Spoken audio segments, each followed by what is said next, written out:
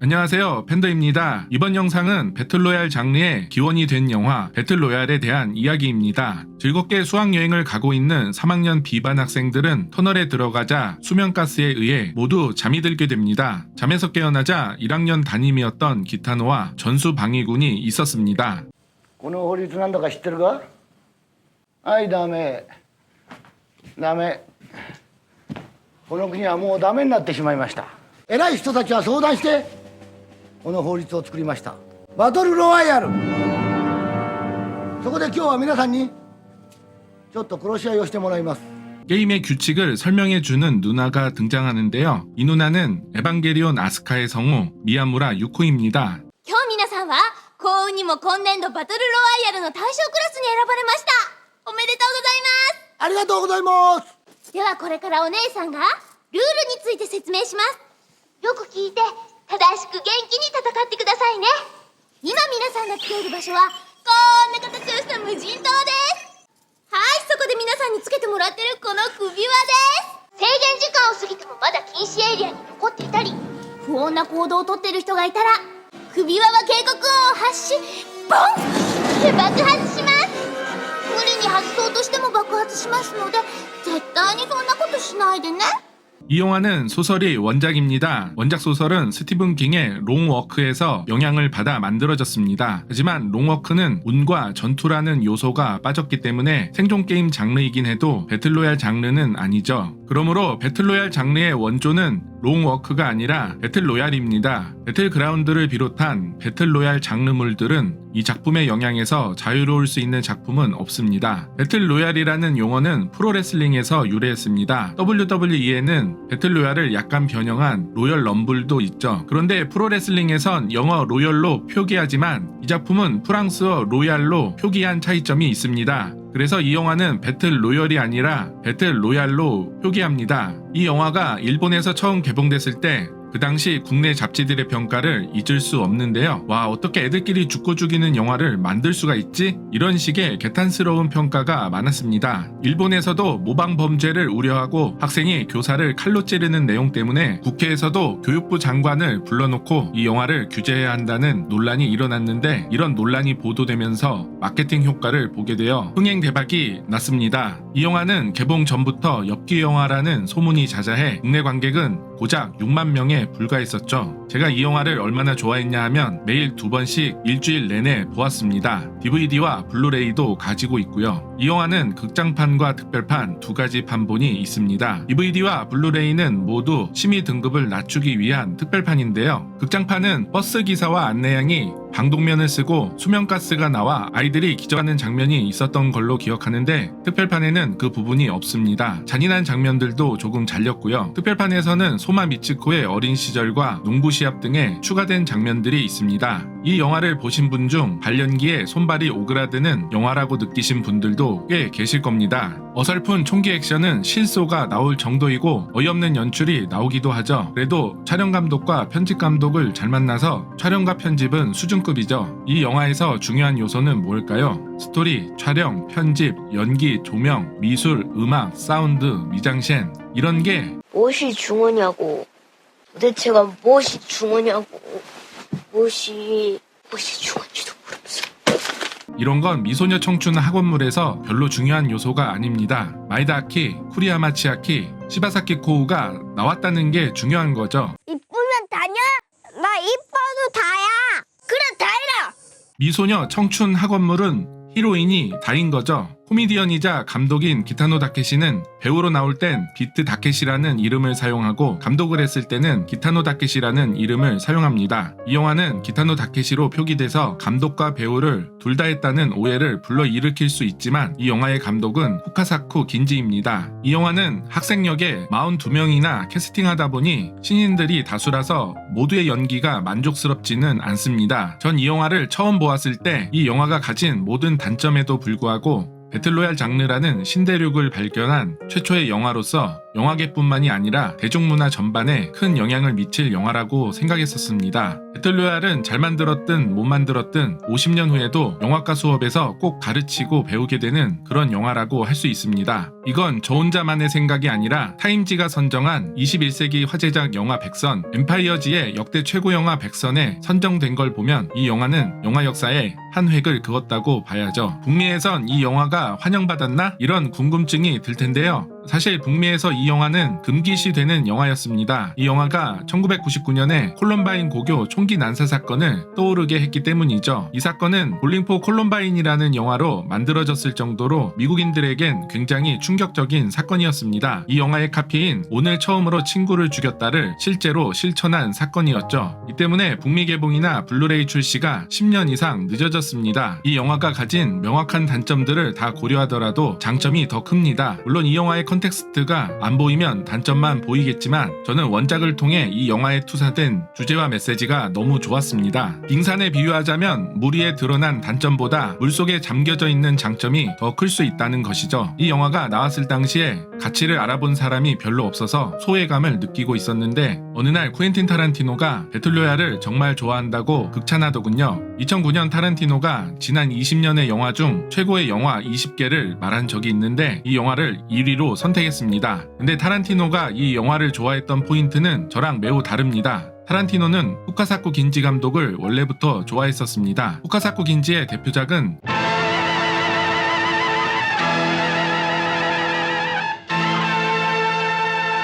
야쿠자의 실화를 바탕으로 제작한 인이 없는 전쟁인데요. 타란티노가 후카사쿠 긴지의 영화를 좋아하는 이유는 피가 많이 튀기 때문입니다. 인이 없는 전쟁을 보면 야쿠자들이 칼 들고 신체 절단이나 할복하는 장면들 때문에 영화가 피로 넘치거든요. 그러니 배틀로얄처럼 피에 비를 내려야 하는 영화에 가장 적합한 감독은 후카사쿠 긴지였던 것이죠. 킬빌의 야쿠자 회의 장면이나 녹엽정 장면 등에서 신체 절단과 피분수 장면의 연출은 후카사쿠 긴지의 연출에서 많은 영향을 받았습니다. 타란티노가 후카사쿠 긴지의 영화를 좋아했기 때문에 킬빌에는 배틀로얄에 출연했던 쿠리야마 치아키도 출연합니다. そうやって言い訳臭いところが全身全霊大嫌いなんだよ。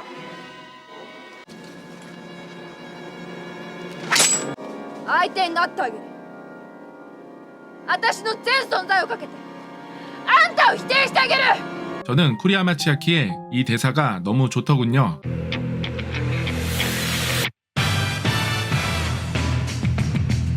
그리고 킬빌에 나왔던 이 노래의 제목은 신인이 없는 전쟁의 주제가인 Battles Without Honor and Humanity입니다. 이 영어 제목을 번역하면 인이 없는 전쟁이 되죠. 이런 점들을 보면 타란티노가 후카사쿠 긴지를 얼마나 존경했는지 알 수 있죠. 그러면 무비 팬더는 어떻게 인이 없는 전쟁을 봤을까 궁금하실 겁니다. 한국 넷플릭스에 배틀로얄은 있어도 인이 없는 전쟁은 없습니다. 인이 없는 전쟁은 일본 넷플릭스에서 보실 수 있는데요. 일본 넷플릭스를 보려면 바로 서프샤크 VPN 같은 VPN을 거쳐서 일본 넷플릭스에 접속하면 일본 영화들뿐만 아니라 전 세계에서 유일하게 차단당했던 넷플릭스 오리지널 애니메이션들을 한국 사람도 시청할 수 있습니다. 일종의 디지털 망명인 셈이죠. 한글 자막이 없는데 어떻게 보냐고요? 자막넷 사이트에 접속하셔서 자막 파일을 넷플릭스 자막 형식인 DFXP 파일로 변환한 후에 넷플릭스 앱에서 컨트롤 알트 쉬프트 T를 눌러서 외부 자막을 불러오면 인이 없는 전쟁을 한글로 감상하실 수 있습니다. 서프샤크 VPN은 100개국에 3,200개 이상의 서버를 보유하고 있어서 넷플릭스뿐만 아니라 미국 HBO Max의 The Last of Us 등의 다양한 해외 컨텐츠를 이용할 수 있습니다. 아래 설명란에 있는 링크를 통해 무비팬더 구독자분들만을 위한 전용 프로모션 코드를 입력해서 83% 할인과 24개월 구독 시 3개월 추가 이용 혜택을 받아보시기를 바랍니다. 서프샤크 VPN은 하나의 계정으로 컴퓨터, 노트북, 핸드폰, 모든 기기에서 사용 가능하며 30일 이내에 환불 가능하니까 부담없이 체험해보세요. 이 방송은 보시는 스폰서의 제공으로 보내드립니다.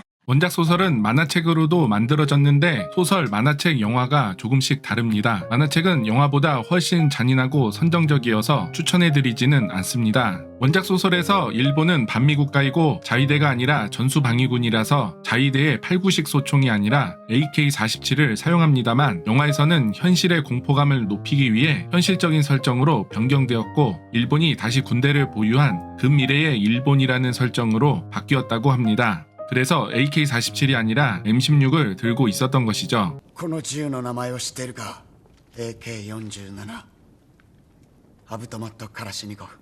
世界中でゲリラが使っている抵抗の証だ。 배틀로얄2에서는 AK-47도 등장합니다. 제가 이 영화를 좋아한 가장 큰 이유는 배틀로얄 장르의 시초라는 점, 그리고 사회를 향한 질문을 던진다는 점 때문입니다. 원작 소설에서 일본은 준폐쇄 국가이자 반미 국가이며 우길기를 국기로 사용하는 대동아 공화국이라는 가상의 독재 국가라는 설정입니다. 그럼 우익 소설 아니야? 라는 생각이 드실 수 있는데요. 역사를 날조해서 아이들에게 세뇌 교육하는 내용이나 대동아 공화국이 벌이는 살인 게임에 저항하여 투쟁한다는 전개를 보면 일본의 우경화에 대한 비판인 걸 알 수 있습니다. 소설에서는 국민 간의 불신과 공포를 심어 서로 힘을 합치지 못하게 하려고 배틀로얄을 개최한다는 내용이 나오고, 영화에서도 친구들끼리 힘을 합쳐 다 같이 살아남자는 주제를 전달합니다.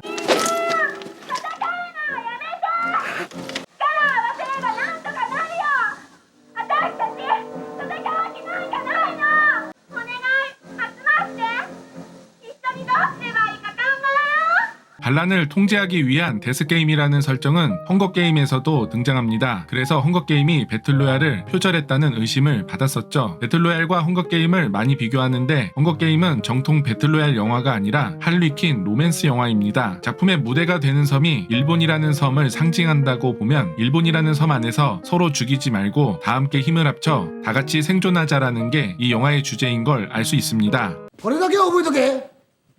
人生はゲームです。みんなは必死になって戦って生き残る価値のある大人になりましょう。 이 영화는 강한 자가 살아남는 게 뭐가 문제냐라는 보편적인 일본인의 생각에 반하는 영화입니다. 誰も助けちゃくれない。人生なんてそういうもんよね。 이렇게 생각하는 게 일반적이죠. 저는 약육강식이 아니라 공생하자는 이 작품의 주제가 너무 좋았습니다. 이 영화에 대해서 고등학생이면 입시 경쟁이라도 하니까 고등학생끼리 싸우면 모르겠는데 중학생끼리 싸우니 감정이입도 안 되고 개연성도 떨어진다는 감상도 있더라고요. 중학생끼리 싸우는 이유가 있습니다. そしていつの間にか俺たちの義務教育も終わろうとしていた。 한국과 마찬가지로 일본도 의무교육은 중학교까지입니다. 이 아이들에겐 모두 식량과 지도 같은 기본 아이템을 지급합니다. 언뜻 보면 공평해 보이죠. 의무교육도 언뜻 보면 공평해 보입니다. 의무교육도 사회라는 전장에 내보내어질 때 받는 기본 아이템인 것이죠. 이렇게 기본 아이템만 지급된 채 각자 알아서 살아남으라고 사회로 내몰리는 상황을 은유하기 위해서 이 작품은 중학교 교육이 끝나자마자 배틀로얄을 하게 되는 것입니다. 그런데 여기서 운이라는 랜덤 요소가 등장합니다. 武器はそれぞれ違うものが入っています。これはハンデをなくすためです。これは大当たりですね。 운이 어떻게 공평한가요? 공평하지 않은데 공평하다고 세뇌되어 공평하다는 착각을 일으키는 거죠. 누구는 총기류를 지급받지만 누구는 냄비 뚜껑을 지급받습니다. 여기서부터는 운빨 망게임인 거죠. 이 운빨 요소는 어떤 부모를 만났느냐, 어떤 곳에서 태어났느냐, 어떤 친구를 사귀었느냐 등을 은유하는 거죠. 누구랑 친구가 되었느냐는 실제 사회에서도 이 게임에서도 상당히 중요한 요소로 작용합니다. 주인공들은 자신의 운명을 스스로 개척하진 못했습니다. 카와다 쇼고가 캐리하는 버스에 그냥 올라탔을 뿐이죠. 이래서 친구를 잘 만나야 합니다. 이 영화에서는 두 명의 전학생이 등장합니다. 키리야마 카즈오와 카와다 쇼고는 둘 다 금수저 도련님이죠. 이 둘의 촬영 구도가 기가 막힌데요. 서민들의 위치는 바닥이나 중간이고 도련님들은 높은 곳에 올려놓고 좌우에 배치해 놓았습니다. 일본식 신분 질서가 이 한 쇼트에 축약되어 있어서 매우 소름 돋지 않나요? 3학년 비반 아이들은 흑수저, 전학생들은 금수저, 게임으로 비유하자면 3학년 비반 학생들은 양민, 전학생들은 프로게이머라고 할 수 있죠. 베리니 사이에 프로게이머 한 명 있으면 일방적인 양민 학살이 벌어지게 되죠. 키리야마 카즈오는 재벌의 후계자에 싸움은 야쿠자보다 잘하고, 카와다 쇼고는 의사의 아들입니다. 의사 아들답게 사람을 살리려는 캐릭터죠. どうして助けてくれた？俺はな、医者の息子なんや。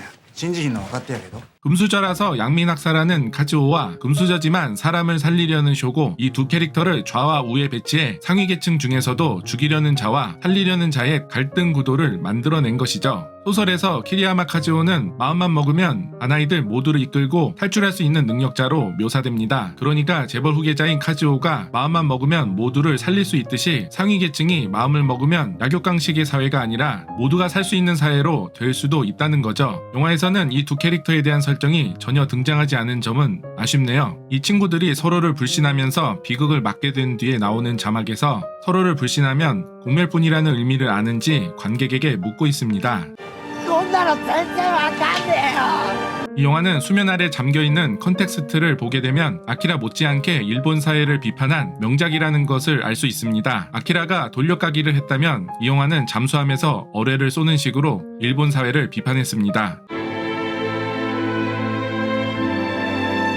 흔히 노력이 부족하다고 그러는데 주인공의 아버지는 자신의 노력이 부족했다고 생각했는지 자식에게도 노력할 것을 부탁하죠. 本当にみんなで生きて帰れんだな。ああ、このシステムをぶっ壊す。脱出するときはみんな一緒だ。 저는 배틀로얄이 약육강식의 사회를 비판하고 서로 협력하는 공동체 사회를 만들자는 일본 사회에 대한 설득이 남의 일처럼 느껴지지 않았습니다. 이 작품을 좀 더 넓게 보면 일본이 군국주의를 버리고 힘의 논리로만 이웃 국가들을 바라보지 말고 서로 협력하여 공생하자는 의미로도 해석될 수도 있습니다.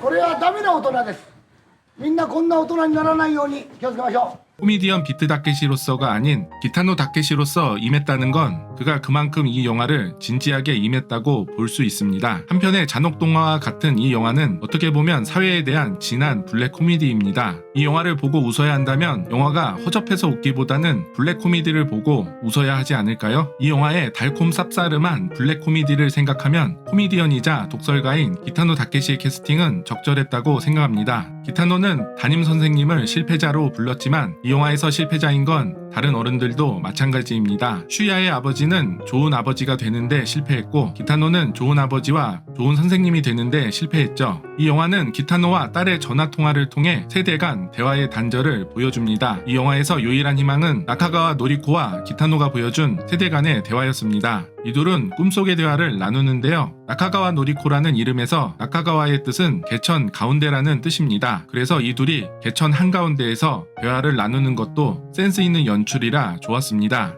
여러분은 지금 고품격 영화 채널 무비팬더와 함께하고 계십니다. なあ中川はいこういう時大人は子供になってったらいいんだ 이 영화는 약육강식의 사회에 대해서 아이들에게 뭐라고 해줘야 할지 모르겠다는 의문으로 끝이 납니다. 한국에서 멜로 영화가 사라진 이유를 이 영상에서 설명해 드렸었는데 최근 출산율 저하가 큰 이슈죠. 기타노가 텅 빈 운동장에서 홀로 외로이 라디오 체조를 하는 장면이 있는데요. 텅 빈 운동장을 보면서 아이를 낳지 않는 인구 절벽의 미래를 보는 것 같았습니다. 동물이 무리를 짓는 이유는 그게 생존에 유리하기 때문입니다. 국가 간 약육강식에서 생존하려면 국민 간의 협동은 필수입니다. 우리는 간부잖아. 간부끼리는 니꺼 내꺼가 없는 거야. 나만 아니면 된다라거나 알바님 같은 냉소주의가 유행하는데 출산율도 알바님 하다가는 우리나라 군대 연병장도 곧 이렇게 텅텅 비게 될 겁니다. 그때는 나라를 지켜줄 사람도 세금을 낼 사람도 없게 되겠죠. 카와다 쇼고 역을 맡았던 야마모토 타로는 이 영화가 운명이었는지 2011년 탈원전 운동을 시작으로 2013년 무소속으로 참의원에 당선되어 정치에 입문하게 됩니다. 当時日本側は当然中国においても韓国においてもアジアにおいても数々の非人道的な行いを行った当然です戦争ですからだから繰り返しちゃダメなんでしょってでもそれをなかったことにはできないってことですよ当然それをなかったことにしてしまえば何かというとこれは世界から見られる目が変わるってことですそんな国をリーダーとして応援する国なんてないですよ加害者側としてこれは反省をし続けるしかない当たり前なんですいつまで謝らなきゃいけないんだそんな声も聞こえる時ありますとんでもない申し訳ないけどやらかしたことに関してはずっとなんですよずっとなんですよこれ今の自民党の若手と一緒なんですよこの国をぶっ壊されることを次々に賛成し続けてるんですよ理由は何自分のキャリア潰したくないからここで総理がやってることに反対するなんて言ったら次自分に目がないからそんな人間にこの国救えるかよって思うんですよ壊れていくしかないんですよみんな壊れてるじゃないですか労災の請求件数どんだけ上がってますかって平成の最初から数件程度だったものがもう1000件レベルですよ労災の請求をできるだけでもまだ良かった方かもしんない。ボロボロにされても。そこに行きつけない人たちもいるし、何もかも壊された人たちなんていっぱいいますよ。働き方むちゃくちゃにされて。誰が救うんだよ俺を。政治しかないだろうって。その政治変える誰だよっつったらみんなじゃないですか。力貸してくださいよ。今人間を本当に部品のように、交換の利く部品のように扱ってるやん。今勝ててる人でもいつまで勝てるか分かりませんよ、はっきり言って。あなたが経団連の関連の企業の御曹司だったら話は別かもしんない。海外に資産大量に移してこの国からいつでも逃げられるって状況だったら助かるかもしんない。もう食い物にされてんだよ全員が。 야마모토 타로의 연설을 보면 그가 배틀로얄에 출연하면서 깨달은 바가 컸다고 생각합니다. 현실에서도 카와다 쇼고로서의 삶을 살아가고 있네요. 후속작인 배틀로얄2는 후카사쿠 긴지 감독이 촬영 중 병으로 사망하게 되어 아들인 후카사쿠 겐타 감독이 뒤를 잇게 되지만 이 편은 망작입니다. 이 영화는 언뜻 보면 단순한 오락 영화지만 잘 알고 보면 미소녀 청춘학원 액션 서바이벌 블랙 코미디 영화입니다. 이럴 때 우리는 뭐라고 답변해야 할까요? 여러분의 답변을 댓글로 적어주세요. 영화는 끝나도 우리의 삶은 계속됩니다. 우리 사회의 공동체 의식이 회복되길 바라며 이만 배틀로얄의 해설을 마칩니다. 어떠셨나요? 이번 영상이 재미있고 유익하셨다면 구독, 좋아요, 알람 설정까지 부탁드립니다. 다음 영상에서도 재미있고 유익한 내용으로 다시 돌아오도록 하겠습니다.